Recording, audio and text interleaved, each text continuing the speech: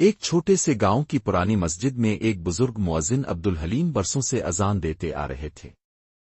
بجلی نہیں تھی، لاؤڈ اسپیکر نہیں تھا، بس ان کی صدا گاؤں میں گونجتی تھی۔ وقت گزر گیا، مسجد پرانی ہوتی گئی، نمازی کم ہوتے گئے، چراغ بجھنے کو تھا۔ عبدالحلیم روز مسجد کی صفائی کرتا، اذان دیتا اور اکیلا نماز پڑھ لیتا۔ کبھی کبھی گزرنے والا شخص کہتا، ابو جی اتنی محنت کیوں؟ کون آتا ہے اب یہاں؟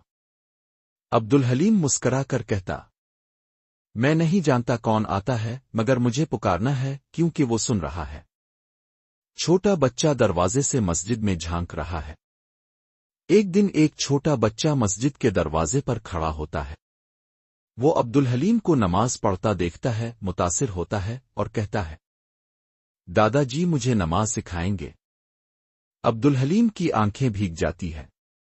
وہ دعا مانگتا ہے، یا اللہ، تو نے چراغ کو بجھنے نہیں دیا۔ عبدالحلیم بچے کو وضو سکھا رہا ہے۔ بچے کا نام ریحان ہے۔ وہ روز آتا ہے، وضو کرتا ہے، نماز سیکھتا ہے۔ اب مسجد میں دو چراغ جلنے لگے ہیں، ایک عبدالحلیم ایک ریحان تھا۔ ریحان دوستوں کو بھی لاتا ہے مسجد میں۔ ریحان دوسرے بچوں کو بھی لے کر آنے لگا۔ مسجد میں ہنسی گونجنے لگی، صفیں بننے لگیں۔ عبدالحلیم دعا کرتا ہے، اللہ، یہ چراغ جلتے رہے۔ مسجد کی مرمت ہوتی ہے، لوگ مل کر کام کر رہے ہیں۔ لوگوں کا دل بدلنے لگا۔ سب نے مسجد کی مرمت کا بیڑا اٹھایا۔ اب مسجد میں ٹھنڈک بھی تھی، روشنی بھی، اور ریحان اذان دے رہا ہے، عبدالحلیم پیچھے بیٹھا ہے۔ اب ریحان اذان دیتا ہے، عبدالحلیم سنتا ہے اور آنکھیں بند کر کے مسکرا دیتا ہے، میری صدا اب جاری رہے گی۔ عبدالحلیم بیمار ہے، بستر پر لیٹا ہے۔ آزمائش، وقت قریب آ چکا ہے۔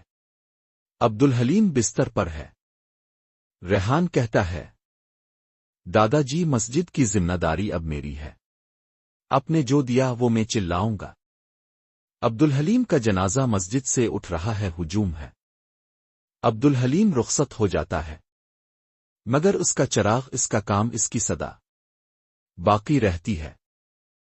ریحان اب روز اذان دیتا ہے، مسجد آباد ہے۔ مسجد کی دیوار پر عبدالحلیم حال لکھا ہے، بچے نماز پڑھ رہے ہیں۔ کبھی کبھی ایک انسان ایک چراغ کی طرح ہوتا ہے، جو اندھیرے میں بھی جلتا ہے اور دوسروں کو روشنی دیتا ہے۔ جو اللہ کے لیے کام کرتا ہے وہ کبھی ضائع نہیں جاتا۔ ایک چراغ سے ہزار چراغ جل سکتے ہیں، بس نیت خالص ہو۔